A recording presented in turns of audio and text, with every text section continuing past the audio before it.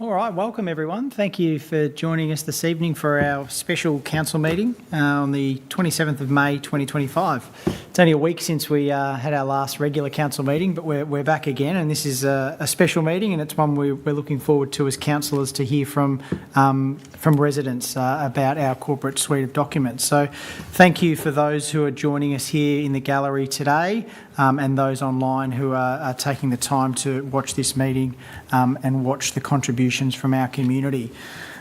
At tonight's council meeting, as it's a special council meeting set up for the specific purpose of hearing community submissions, we do not have any petitions or public questions as per standard council meeting practice.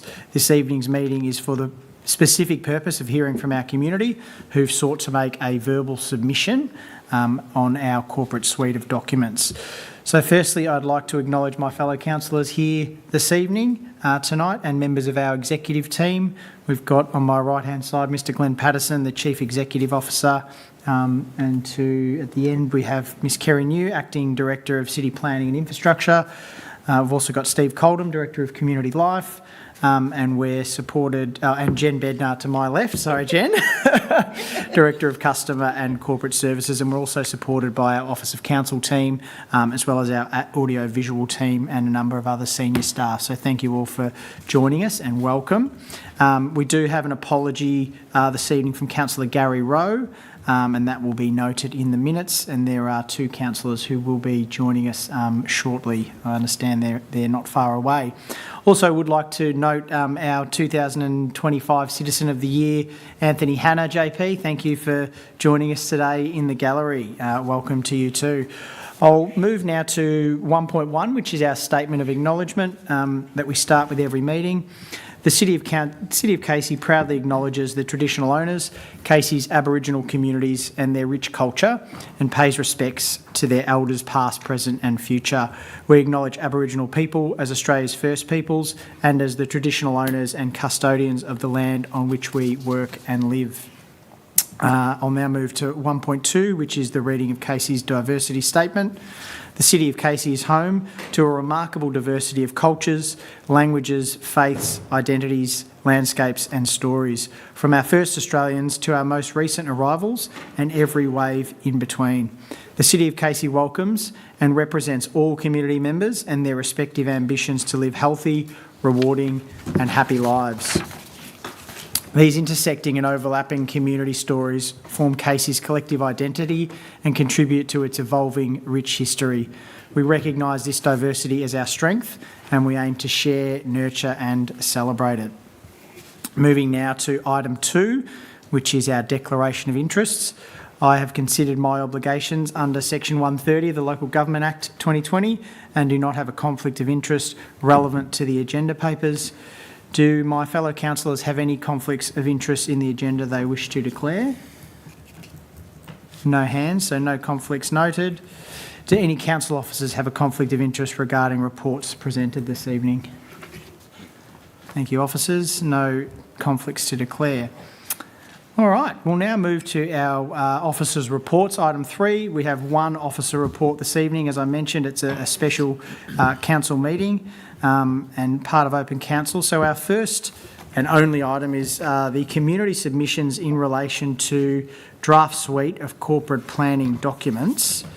As I mentioned earlier in the opening, so it is a requirement under the Local Government Act 2020 that councils develop a suite of corporate planning documents to address the priorities of our community, drive council performance and ensure transparency. Just to recap, as part of the preparation for what we're here for this evening, we, in our meeting in April, 15th of April, Council endorsed a draft suite of corporate planning documents that went out to public exhibition. So they were on exhibition for 3 weeks, with the exception of the road management plan, which was on for 4 weeks. That period closed, and I'd like to thank all the residents who took the time to provide their feedback. We received a total of 60 submissions, which is a healthy response. I think it shows the efforts that councillors went to promote the work we've been doing and to encourage that input.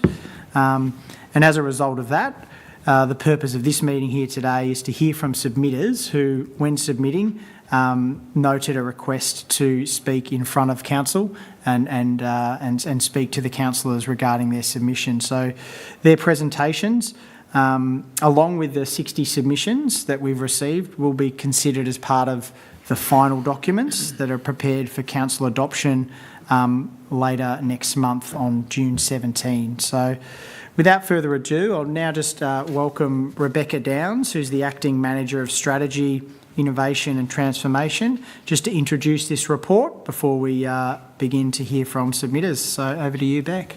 Thank you, and through you, Mayor. As noted by the Mayor, the draft suite of corporate planning documents were considered by Council on Tuesday the 15th of April 2025, where it was resolved to place the draft documents on public exhibition for a period of 3 weeks, as noted with the exception of the Draft Road Management Plan 2025, which was placed on exhibition for 4 weeks.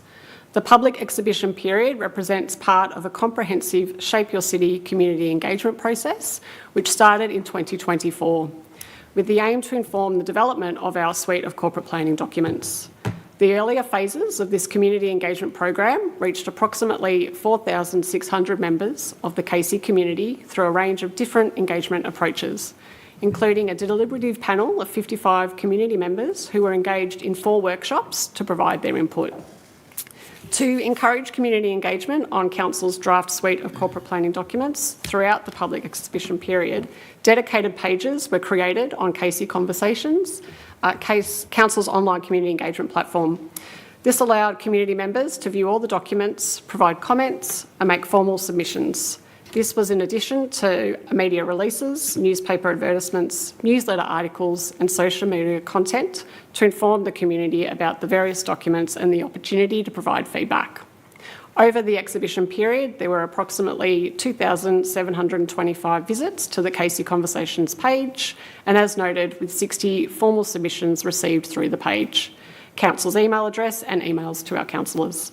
We're pleased tonight to recognise these formal submissions and hear further from those wishing to speak to their submissions. And post tonight's meeting, all submissions will be considered prior to the planned adoption of the final suite of corporate planning documents at the June 17 Council meeting. Thank you. Thank you, Rebecca. Any questions, councillors, in relation to the report? So just for governance, we do need to move and second this report for procedure, and then we'll move on to the submitters. So do we have a mover and a seconder for the motion on the screen? Moving Councillor Walter, and a seconder, Councillor Ross. Thank you. Put it to a vote. All those in favour? Carried. Thank you. All right, we'll now move to invite the submitters who've nominated to speak for their submission. So we do have 3 speakers who've requested to speak tonight. And just to note that there will be a 3-minute time limit for each speaker to make their submission. I'll call you up individually to the table there. We've got a microphone set up, and then we'll hear from you, and then we'll move on to the next speakers. So there won't be, it's not a dialogue, there's not a question and answer, it's just an opportunity for you to direct your concerns or your feedback, and we're all here listening. So without further ado, I'll call up the first speaker on the list, which is Sophie Kuzakov.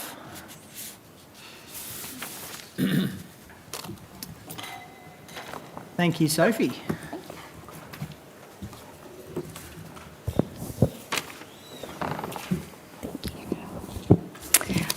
Good evening, councillors and council staff. Thank you for the opportunity to speak to you this evening. My name is Sophie and I am a resident of Kramer Drive, and I speak in opposition to the premature allocation of funding for the proposed Kramer Drive satellite car park at Wilson Botanic Park. I have taken the time to read over the Wilson Botanic Master Plan adopted by Council in 2022.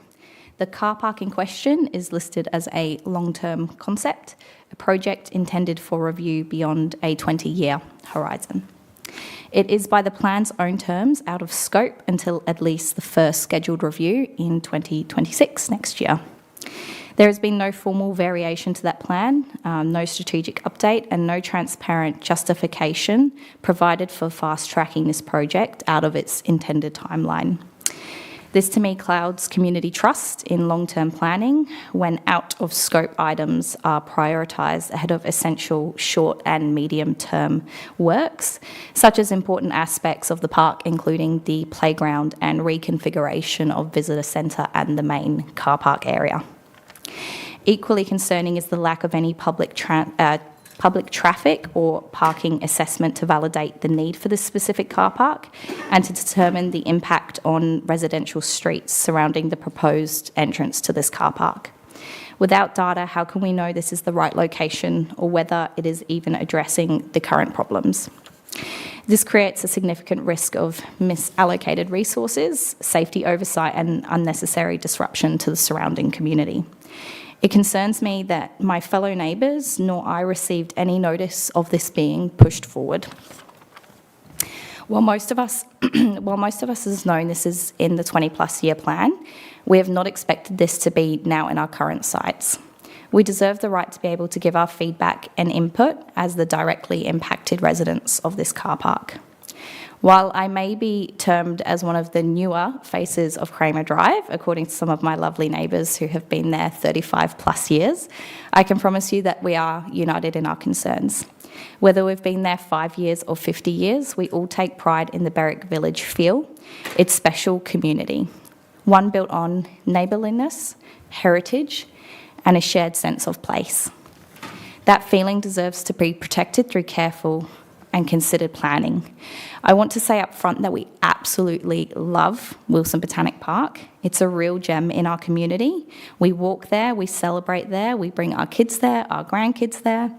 It's a place that brings people together and adds so much character to Berwick. But with that significance comes responsibility. I just ask that careful, respectful consideration is given to the area in which it resides, especially when it borders long-standing residential streets like my home, Kramer Drive. Any development needs to reflect not just the needs of the park, but the people who live around it and have helped shape this neighbourhood into what it is today. We're asking Council not to rush this, but engage the community and revisit this proposal after the proper assessments and conversations have taken place during the 2026 revision. Thank you. Thank you. Thanks, Sophie. That was a considered contribution. Appreciate that. We'll now move to our next speaker, which is Terrence Kuzakov. Terrence, if you're available.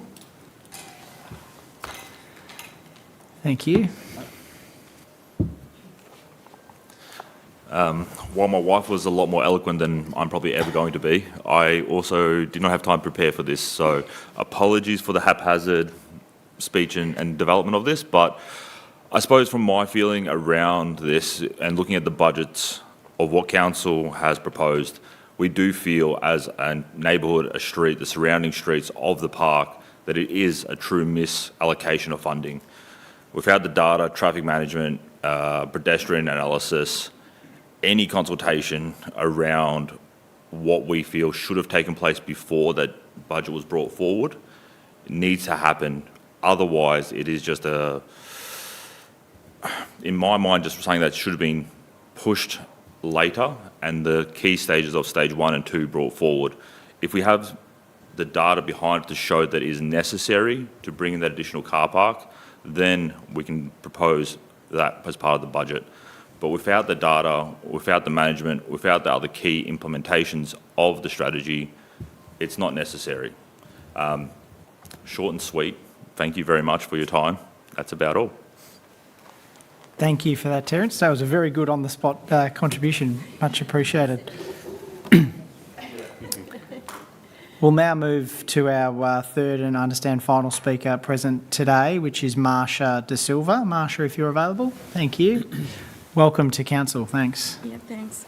Good evening, everyone. So thank you for the opportunity to speak tonight. My name is Marsha, and I live on Kramer Drive. So I'm not just a concerned resident, but as someone who has personally experienced in increasing safety risk on the street. So on several occasions, I've found genuinely dangerous trying to enter or exit my own driveways. As you can, I'm not sure whether you know, so most houses in the Kramer Drive have a very steep driveways. So my view is often obstructed by parked or moving vehicles, and drivers frequently exceed the limits without any regard for the street's gradient or the limited sightness. Kramer Drive is narrow and was never designed to accommodate high traffic volumes. It's a quiet residential street, not a major access point for overflowing parking. So there's, as Sophie mentioned, like, you know, a lot of people are elderly citizens or people with young families. So when we having a chat to like some of the elderly people, they have actually mental distress, thinking of like, you know, how they are going to come out, exit their driveways when there's a lot of traffic. Since the pedestrian gate was added, we've seen like, you know, more traffic, more unfamiliar faces loitering in the area, and sadly more reports of crime. For families with young children, for all the neighbors, and frankly for all of us who walk, drive and live here every day, it is just an inconvenience. It's a safety issue. So now council is considering placing a permanent car park at the end of the road. It's like, you know, and yet there's been no traffic study, no safety audit, and no direct notice to the residents most affected. So that's not what meaningful consultation looks like. So, and frankly, it's not what we expect from our council. I've read the, like, you know, Wilson's Botanic Park master plan, and as like, you know, this Sophie mentioned, so I know it's proposed that the car park was never intended for the short term. It's a long term, even like, you know, long term proposal. So it was always listed as a long-term concept, something to consider after more essential upgrades were addressed. So we're asking why now and why here? In addition, parking is really needed. Why not upgrade the main entrance of the Princess Highway? It's already set up to manage park traffic. It's safer, more viable, and it would put added pressure on a small resident street. So let me be clear, we're not against improvements to Botanical Park. So as Sophie mentioned, we all enjoy walking in the park and like taking our dogs, and like, you know, it's just like a gem in the area. But this car park in this location at this stage, it just doesn't make any sense. So I would like, you know, ask all the councillors to listen to people who live here, take the time, plan properly, and don't move forward without truly hearing our concerns. Thank you. Thank you, Marsha, and thank you to all three of you for taking the time to join us this evening and make your contributions. I know it's not always easy to step up in front of a group of people, and thanks for the considered approach.